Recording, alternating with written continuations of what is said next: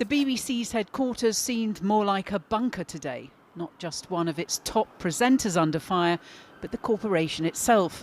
Some of its best-known stars felt the need to go public to say it wasn't them.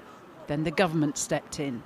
These are very, very serious allegations. I expect the BBC to respond swiftly. Having spent 2 decades in the criminal justice system, what I want to do is to ensure that the investigations that the BBC say they have started, they come to a conclusion, and then any actions that flow from that can happen without any distractions or interference.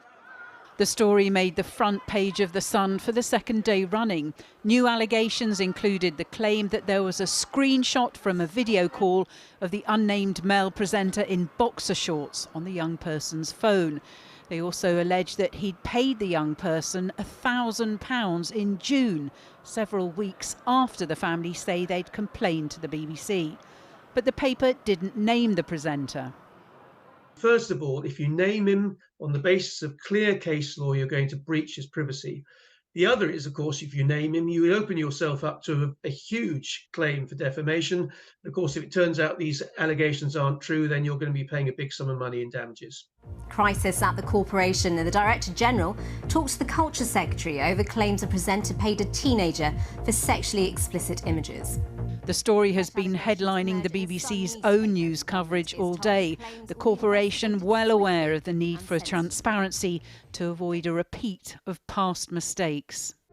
But no organisation is under more fire than the one that made Jimmy Savile a star, the BBC. Jimmy Savile's victims have faced years of pain. We owe it to them and to our audiences to understand how this could have happened. The shadow of the Jimmy Savile scandal still haunts the BBC. Like the government, Labour is also urging a swift response to these recent allegations. There's sort of crisis after crisis, really, whether it's at the BBC or at ITV, and people need to know that these public figures can be trusted in a way that, to be honest, is being undermined by these series of crises. After refusing to answer questions from the media all weekend, the BBC have finally issued a statement. They've confirmed that a male member of staff has been suspended, but they haven't named him. They say they first became aware of a complaint in May, but new allegations of a different nature were put to them on Thursday. And they've promised an update in the next few days. The BBC has confirmed to Channel 4 News that it's been in touch with the police about the new allegations. It's understood that happened before The Sun broke its story on Friday. But that's too little too late for some inside the BBC. One presenter wrongly named online told Channel 4 News he and other colleagues felt hung out to dry by their bosses. In response, a BBC spokesperson said, "We condemn in the strongest terms the baseless speculation that we've seen online and the unfounded accusations and assumptions made towards some of our presenters who are in no way connected to this situation." Well, just before we came on air, we received the following statement from the Metropolitan Police. The Met has received initial contact from the BBC in relation to this matter, but no formal referral or allegation has been made. We will require additional information before determining what further action should follow.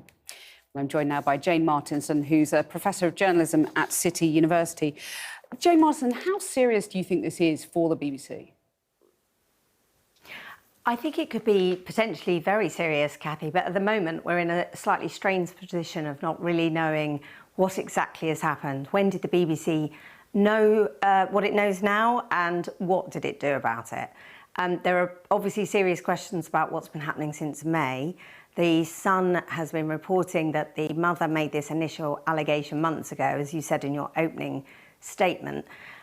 But we don't actually know this. The BBC alleges that it was on Thursday that the Sun made those allegations, and that's when they had heard that there was criminal allegations. So I went straight to the police and suspended the presenter.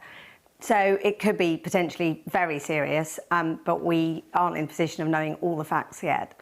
And in the meantime, a whole load of presenters have been wrongly identified online. They're understandably furious about that. So is it sustainable for the BBC to continue not to name this presenter it's suspended? That's a really good question. It's like the BBC is trying to be King Canute, holding the tide against this online speculation. And I mean, I have to say, other parts of the media hold the blame to that. You know, there were big pieces in papers like the Daily Mail today with huge pictures of Gary Lineker and Jeremy Vine with, you know, tiny picture captions saying they denied that they were the presenters. Those sorts of the online gossip, you know, the danger with a story like this is there's so many rumours, none of which have been substantiated yet. The police have only just come out with their statement. I understand that they were only told, or the allegation went to the police this weekend.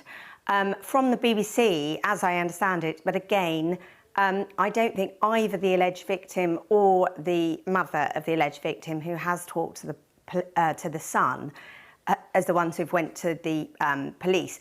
But again, you know, we need to know a lot more and know what the police are actually doing about it. I mean, as you say, there's so much confusion about what the facts are, and it is a complex situation, as the Director General of the BBC referred to.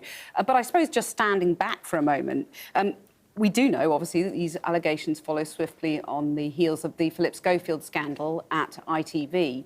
Is there a sense that these kind of star presenters, some of these star presenters are so powerful that the companies that they work for don't really know how to handle them? Yeah, I think that's been an issue for a long time. I mean, you know, the spectre of Jimmy Savile, of so many of the big name presenters that actually lived long and successful lives while doing absolutely awful things, and nobody was able to do anything about it.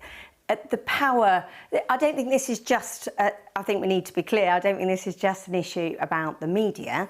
Obviously, this is about power, powerful, typically men, abusing their position with more vulnerable people who don't have the same sort of standing or voice. It's particularly a case, though, with media organisations like ITV, as you say, any broadcasters, particularly the BBC, because it is licence fee payer funded.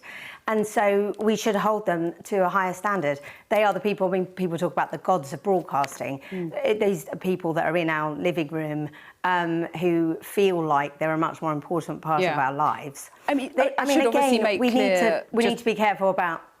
I just want to make clear, obviously, these are allegations at the moment, and clearly, you know, when we talk about Philip Schofield, he said what happened was unwise but not illegal. But just finally, just when you reflect back on successive crises at the BBC, how secure do you think is the position of the Director General, Tim Davie?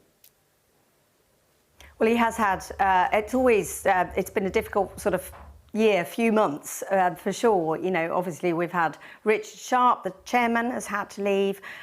We've had a sort of series of scandals. I mean, Gary Lineker, in a way, is a good sort of comparison. He was suspended quite quickly after he tweeted about refugees, whereas it seems as though, and again, we don't know yet when the BBC knew everything, it seems as though this presenter was not actually suspended until 2 months after the initial allegation. But it's a different kind of allegation that's come into the BBC investigation unit.